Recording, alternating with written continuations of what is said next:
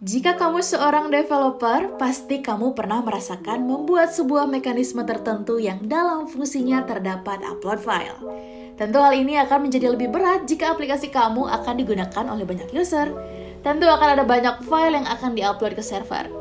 Selain hal ini membebani storage server karena data akan disimpan di server menjadi lebih banyak, hal ini juga tentu akan bisa menjadi sampah yang kita tidak bisa manage dengan baik. Hal ini tentu juga akan menjadi masalah pada saat pembayaran server, karena storage yang lama-kelamaan akan menjadi lebih besar dan lebih besar lagi.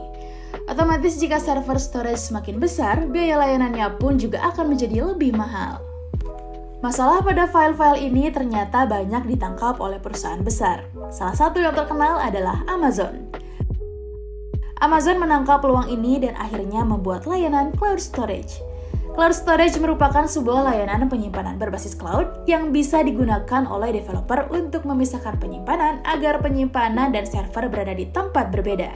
Otomatis secara pembayaran dan penggunaan akan lebih efisien. Artinya pembayarannya pun akan semakin murah dan penggunaannya pun akan semakin lebih ringan karena tidak terbebani server utama. Nah, ini dia ada 4 cloud service yang bisa dicoba di aplikasi kamu nih.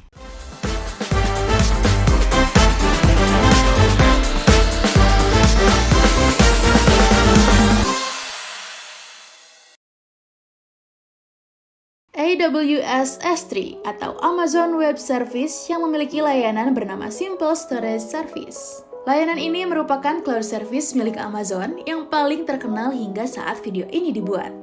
Bukan karena keberuntungan, tapi yang jelas Amazon yang memang sudah perusahaan besar. Dan Amazon juga merupakan salah satu provider yang paling awal muncul untuk menyelesaikan masalah-masalah developer yang akan melakukan scaling terhadap aplikasinya. AWS merupakan salah satu yang terbesar dan terbaik saat ini. Dengan berbagai macam layanan yang puluhan bahkan ratusan layanan AWS berhasil untuk menguasai pasar hingga saat video ini dibuat. Dengan menggunakan fitur ini, kamu bisa dengan mudah juga mengintegrasikan layanan AWS yang lain karena masih dalam satu lingkup provider. Akan tetapi, akan sedikit lebih rumit jika kamu menggunakan layanan lain di luar Amazon. Amazon juga memberikan layanan ini secara gratis dengan limit 5 GB selama 12 bulan saat video ini dibuat. Untuk harga AWS S3 dimulai dari harga $0,023 per GB dan untuk setiap 1000 request AWS memberi tarif mulai dari $0,005. Saat video ini dibuat, AWS S3 memiliki region yang ada di Indonesia yaitu di Jakarta.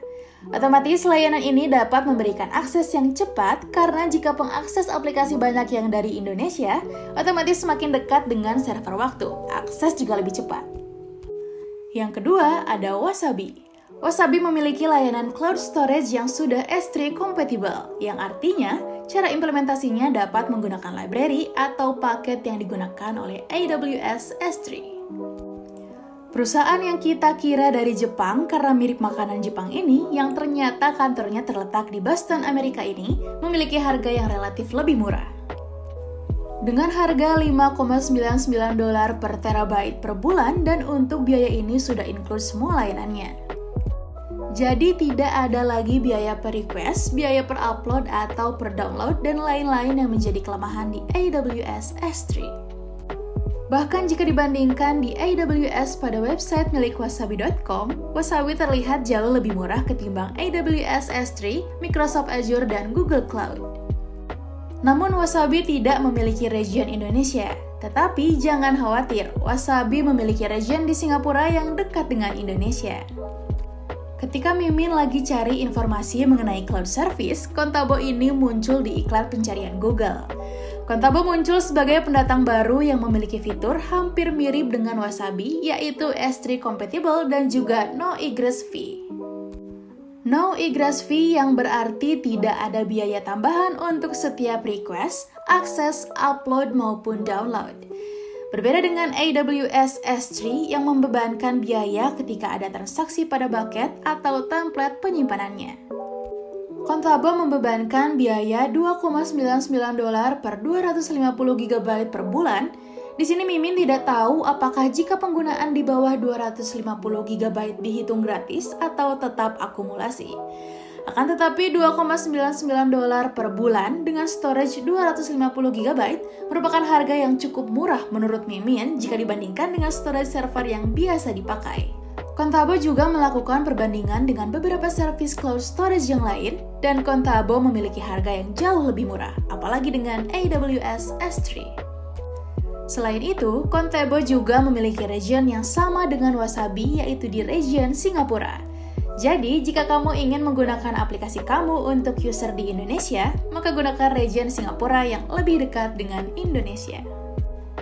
Terakhir, ada pemain lama dalam dunia cloud, dan sesuai namanya, ada Cloudflare dengan layanan yaitu R2. Sama seperti kompetitor AWS S3 yang lain, Cloudflare R2 diklaim tidak memiliki egress fees. Namun dicek di websitenya, R2 memiliki jumlah batasan dalam perubahan data yaitu 1 juta perubahan per bulan. Dan selebihnya akan dikenakan biaya $4,50 per 1 juta perubahan. Sedang dalam pembacaan data, Cloudflare R2 memiliki batasan sampai 10 juta request per bulan dan setelahnya akan dibebankan biaya sebesar $0,36 per bulan. Selain biaya di atas, sebenarnya Cloudflare R2 memberikan gratis penggunaan per bulan sampai 10 GB. Jika lebih dari itu, baru dikenakan biaya sebesar $0,015 per gigabyte file yang tersimpan. Untuk region Cloudflare R2 menggunakan mekanisme yang sedikit berbeda dengan yang lain. Cloudflare R2 melakukan penyesuaian pada saat akses ke storage sesuai dengan di mana user berada. Maka dari itu, setting pada Cloudflare R2 setting region dibuat auto secara default. Nah, itu dia storage service yang bisa kamu coba untuk project kamu ke depannya.